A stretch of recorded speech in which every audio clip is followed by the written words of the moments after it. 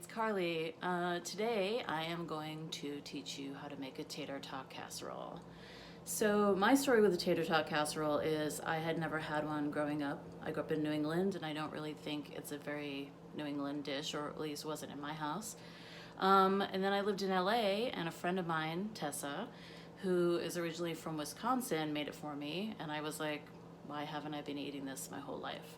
So I've cooked it over the years and I've tweaked it here and there, and I finally came up with what I think is my perfect recipe. So I'm gonna share it with you. The basis of it is that you're going to layer some ground meat that is seasoned and with some onions and some garlic and some bell pepper, which you can also, this dish is actually very easy to make vegan. So you can replace any of these things with vegan items. So the ground beef, you could do fake ground meat. And then I'm also gonna make a bechamel, which includes a flour, a butter, and milk, but you could also make that vegan by changing out the butter with a vegan butter or just oil, and then the milk for an alternative milk. Oat milk is probably the one that works the best because it's creamier. And then we're gonna have a layer of string beans. And then the piece de resistance is the tater tots on the top. So you're gonna put those on, and then you're gonna sprinkle some cheese on it, melt it all up in there, and you've got a casserole. So the thing I like about this casserole, especially for Thanksgiving, is that it kind of takes all the elements of what you would have for dishes for Thanksgiving and puts them into one dish. And also, so you're not cooking some huge turkey when there's only a couple of you eating. So yeah, I think it's a really good Thanksgiving dish, and I am going to show you how to do all the steps and how to make it, and hopefully you'll enjoy it. All right, so I minced out everything. I'm gonna go through the ingredients that you're gonna need. This is a pound of ground turkey. I use turkey because of Thanksgiving. You can use any kind of ground meat. I don't really love ground chicken, but you could use that too. I actually usually use ground beef. So with that, you're gonna do, I did a half of a large yellow onion. I did a half of a bell pepper. I had orange. You can do red. You can also do roasted bell pepper.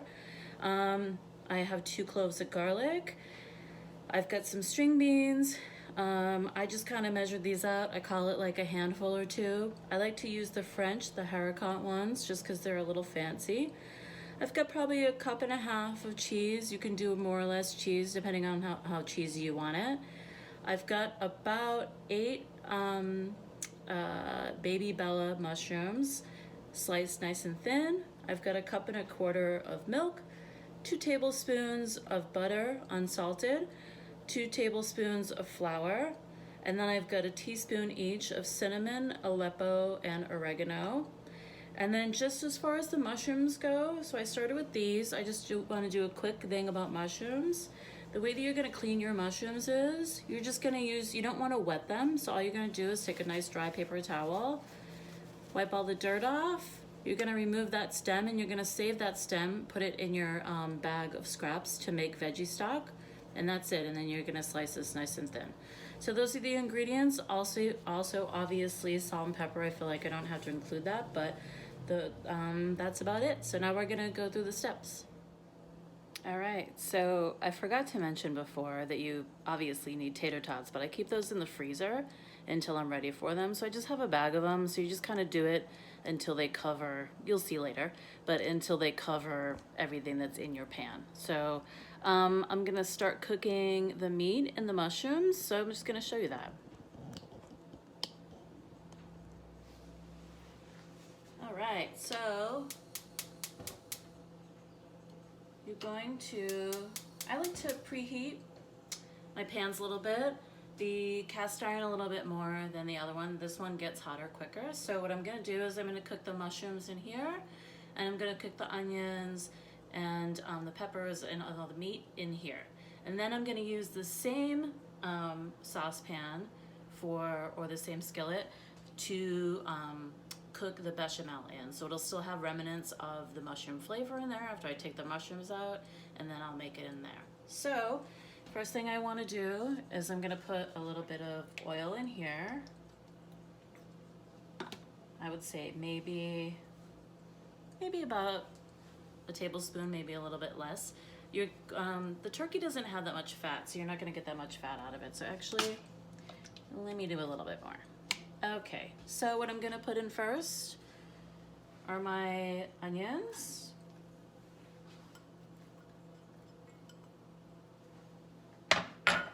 And my peppers. You wanna wait on the garlic because you don't wanna burn the garlic. So you're gonna do those two, give it a nice little pinch of salt.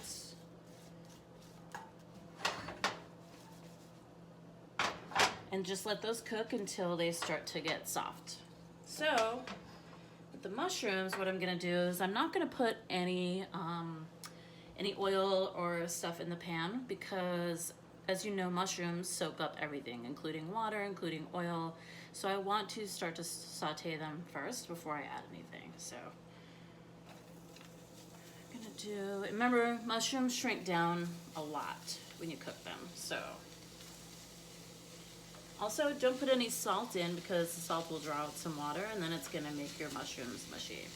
So, all right, I'm gonna let these cook and come back and show you where we're at.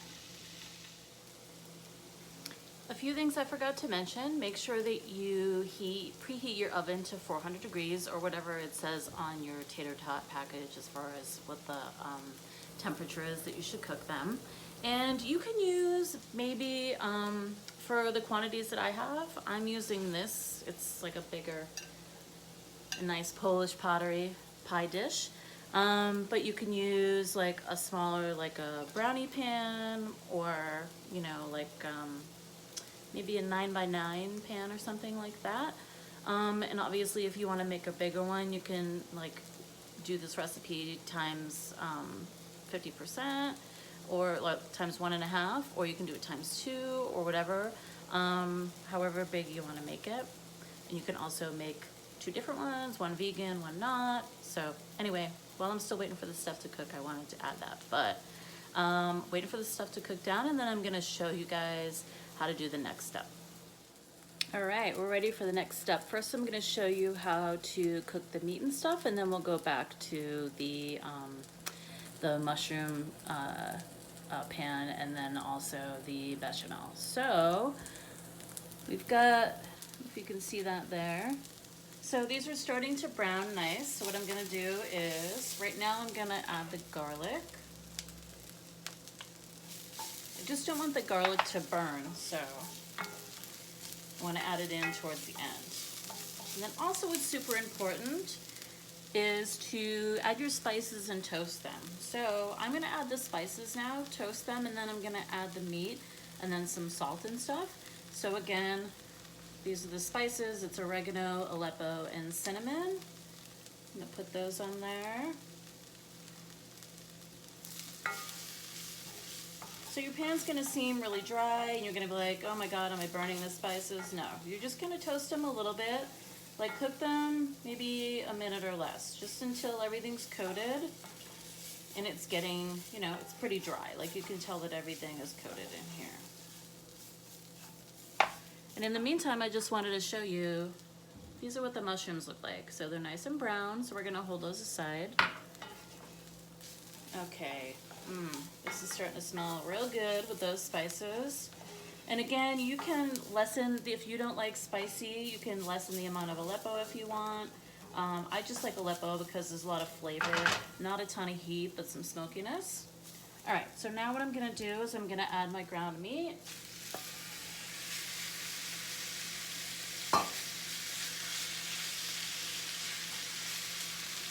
Get that nice and broken up. Then I'm gonna stir everything into it. Make sure you're combining everything really nicely. I actually am gonna turn my heat a tiny bit too because turkey has such little fat that it's gonna cook really quickly. Just make sure I'm combining this really nicely. And then once this cooks, I'm just gonna hold it aside while I make the bechamel. And then after I make the bechamel, I'm actually ready to start assembling things. So as you can see, there's actually not a lot of cooking involved in this dish. There's not even a ton of ingredients. So I'm gonna let this brown a little bit. Then I'm gonna bring in the bechamel, show you how to make that, and then we'll go ahead and assemble everything. Okay, before we make the bechamel, I just kind of wanted to go through the different steps of, so basically a bechamel is one step above a roux, and then the step above a bechamel is a mornay. So a roux is just flour and fat, and that's where you can put that as a base of a soup, most notably a dark, oh, sorry, my battery was saying it was gonna die. Most notably, you would do like a nice dark, deep roux to do gumbo and jambalaya, stuff like that. So once you combine the flour and the fat, then once you add milk, it becomes a bechamel. So that's what we're gonna use. You could use that in a lasagna if you wanted to. Obviously, like what I'm doing is using it as like a creamy sauce to just kind of in place of like a cream of insert vegetable here. And then if you add cheese to it, it becomes a mornay, which is what you can use as a basis for making stuff like mac and cheese or cheesy casseroles like that. So I'm just gonna go through the steps of that. And then it kind of takes a little bit of time. You have to whisk a lot and kind of wait for it to come together and thicken, but I'll at least show you the beginnings of it until we add the milk, and then I'll come towards the end of showing you how it thickens up. So here we go. All right, so as you can see, I'm just having the meat is done. It's sitting back here. I'm just gonna kind of let it sit in its juices while I make this sauce. So what you're gonna do, turn your heat on about, I'd say medium. So the first thing you're gonna do is you're going to melt the butter in the pan. And again, as you can see, this is still a little flexive from when I made the mushrooms in here. So that's just gonna add even a little bit more flavor. So you wanna have a whisk handy. So you're gonna melt the butter. So now you're always gonna do equal parts butter and flour, or fat and flour. So I've got 2 tablespoons of butter, which means I have 2 tablespoons of flour. And then with the milk, it's 10 times that amount. So there's 4 tablespoons and 1/4 cup. And so I have 1 1/4 cups of milk. So, which means that, yeah, that's how I calculate that. So it's 4 tablespoons combined with the flour and the butter times 5 would be putting them together, but it'd be times 10 if you're just taking the measurement of 1. So if you're just going on 2 tablespoons of butter, then you would do times 10. That would be your amount of milk. Hopefully that's not confusing. Also, if you just do it times 10, you don't have to think about how many tablespoons it is. Just do a conversion online or something like that. Okay, so now the butter is melted. So what I'm gonna do is add the flour, and then I'm gonna whisk it together. Just make sure you get all that flour in there. So it's just gonna be like a little paste, sort of, like this. And you want to cook it enough. You want to cook it before you add the milk. You want to make sure that you get rid of that raw flour flavor. So since this is such a tiny amount over kind of a big, bottomed pan, I don't really have to cook it that long, maybe 30 seconds. I like to whisk it the whole time to make sure I'm getting rid of any lumps, etc., stuff like that. So now if you kept cooking this and it got nice dark brown, that would be that dark roux that I was talking about. Also, there's a couple of schools of thought on the milk that you're adding. Usually I season the milk. I didn't this time, but also there's some people that say you should warm the milk before you put it in. It just helps it come together easily. I did not warm my milk, but it also has been at room temperature for about, 20 minutes or so. Okay, so now that it's like bubbling here in the middle, I'm gonna say it's safe to add the milk. So now you don't wanna add it all at once. You're gonna add it kind of slowly. I like to add about 1/4 cup at a time. So you're gonna do that. Whisk that in. Just making sure you're getting the stuff that's up on the edges too, getting that in there. Then as you start getting it mixed in there, it's gonna start getting thicker, so you're gonna add a little bit more milk. And each time you do it, you're gonna whisk it. It's gonna get a little bit thicker once the milk is integrated into the sauce.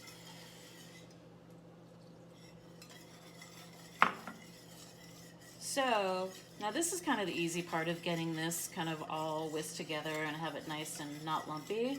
But the thing is, of it is that you have to do to make sure it doesn't burn, to make sure it thickens correctly, is you're gonna have to kind of keep whisking it for a little bit. It's not as bad as like making a risotto, say. It's not, your arm's not gonna fall off, but it does, you know, you can't walk away from it. But I promise you, this is gonna be really delicious and way better than a can of cream of whatever soup with all the added ingredients and tons of sodium. So add more in there. And actually, speaking of sodium, I forgot to add salt to this. So actually, I'm gonna wait until I add the rest of the milk because I wanna talk about, I'm gonna add salt, and I'm also gonna use a white pepper. So traditionally, in French cooking, they use white pepper instead of black so that there's no black flecks in this. Obviously, I don't care because I already have flecks in here from picking up the stuff from the mushrooms.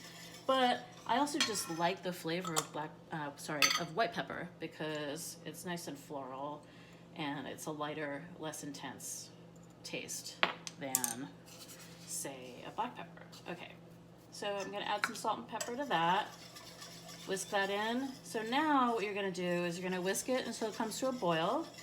And then once it comes to a boil, you're gonna reduce it to like a simmer, and then you're gonna keep whisking it until it starts to stick to the whisk. So I'll come back when it's that, and we'll see what it looks like. All right, I've been whisking this for a while, possibly 10 plus minutes, but as you can see, it's gotten thicker. So it's up to you on the thickness that you want. I don't want this to be like a brick log of creaminess inside the casserole. I want it to like drip down into everything. So I am gonna stop right about here, but I'm also, two things, what I'm gonna do is I'm going to taste it. You should always taste your food as you're cooking. I did taste the meat too. It did need some salt, so I did add that, but other than that, it tastes pretty good. You always wanna, you don't wanna season at the end, you wanna do it while you're building. You wanna build flavor, so. This is nice. I think you can probably see like how, you know, it can be like, it's a little bit runny, but not really. It's starting to become sort of, I mean, I guess it's kind of a queso consistency, which I also love. All right, so now that that's the consistency that I want, I'm gonna turn it off and I'm gonna add these mushrooms in. So voila, kind of my own cream of mushroom soup here. I'm just gonna use this to kind of fold everything in, get everything nice and covered. I am gonna add a little bit of salt because I did taste it and it could have used some. So basically, we've got all the parts to make this casserole now. So what I'm gonna do now is get my bag of tots out of the freezer, and then I'm gonna do a nice little overhead shot of how to assemble all of this, and then we're gonna throw it in the oven. Just a few things before we do the assembly. We're gonna put the meat first. Then we're gonna put the bechamel on top of that. Then we're gonna put the string beans on top of that. The string beans can be frozen when you put them in here because you're gonna have it in the oven long enough that they're gonna cook. And then I'm gonna put the tater tots on top of that, and then I am going to top with cheese. But I'm gonna wait until the tater tots are mostly done, take it out of the oven, sprinkle some cheese on it, and then put it back in. Yeah, so here we go. I'm gonna show you how to layer this baby.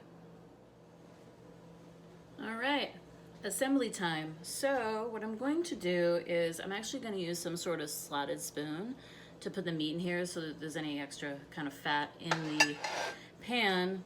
It's not gonna make this a big fat mess. So I'm gonna move this over here, and I'm just gonna coat the bottom. Should be just enough meat. Again, you can make this as kind of tall or flat as you want to.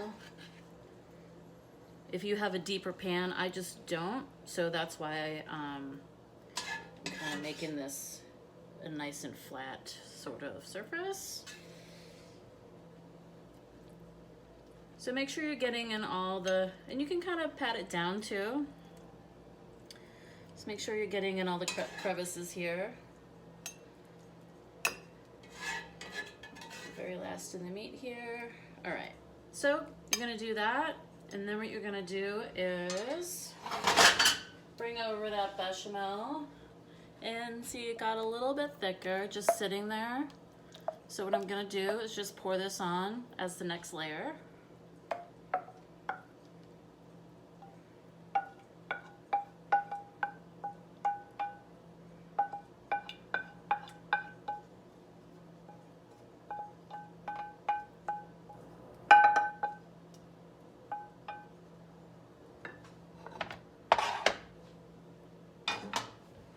So just make a nice, spread it over all the meats.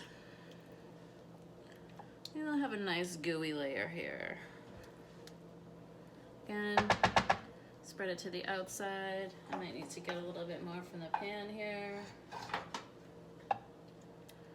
All right. And then string beans, you can kind of like, if you just want to scatter a couple of them, that's really cool if you really like string beans. I like to make everything its own layer. So usually what I do with the string beans is just kind of throw them on there. They don't have to be, I kind of do them willy-nilly. But wait till I do the tater tots. You're going to be like, okay, now she's OCD. So I just kind of try to make sure that they're not too overlapping and that I've covered pretty much this whole layer. Again, you can use other different, the reason why I don't really like to give a measurement on the string beans is because you might be using smaller ones, you might want fewer of them, and also because you're using them from frozen, if you decide you want more, you can just throw them in there from the freezer, or you can just like take these out of the bag as you're putting them on and then decide where you want to stop. So, now that I have all that on there, now, I'm not going to show you this whole process because it takes a while, but basically, I'm going to start taking tater tots, and I like to start, I kind of just put them all the way around, and then I just keep making a circle all the way around. So I'm going to start that. I'm going to come back when I'm almost done so you can see what it looks like right before I put it in the oven, and then we'll go from there. All right, so I put the tater tots mostly all the way around.